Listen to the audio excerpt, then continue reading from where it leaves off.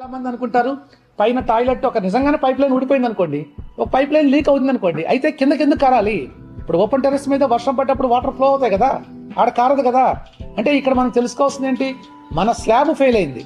ఆ స్లాబ్ ఎందుకు ఫెయిల్ అయిందో మనం రీజన్ తెలియకుండా పైకి వెళ్ళి పైన టాయిలెట్స్ ప్రాబ్లం ఉంది అందువలన అదేదో వచ్చేసిందంటే అది రీజన్ కాదు. ఎందుకని ఈ వీడియో చేస్తున్నప్పుడు ఈ పాయింట్ చెప్పాల్సి వస్తుందంటే, పాపం చాలా మంది బిల్డింగ్ ఓనర్స్ మాతో అదే అనుకుంటారు, సార్ మా బిల్డింగ్ పైన టాయిలెట్ ఉంది, ఆ టాయిలెట్ వలన ప్రాబ్లం వచ్చి మా రూఫ్లో ప్రాబ్లం ఉంది అని. ఓకే, మనము చూద్దాం. ఇప్పుడు కొన్ని బిల్డింగ్లో మీరు టాయిలెట్ పైన టాయిలెట్ ఉంటుంది, లేదా పక్క రూమ్లోకి మాయిశ్చర్ వస్తుంటుంది. ఇది రీజన్ ఏంటంటే, ఇప్పుడు మనం పైన టాయిలెట్లో ఏదైనా ఓపెన్ అయ్యి ఆ చెమ్మ పక్క రూమ్లోకి వెళ్తే కిందకి ఎందుకు కారాలి, అది మనం తెలుసుకోవాలి.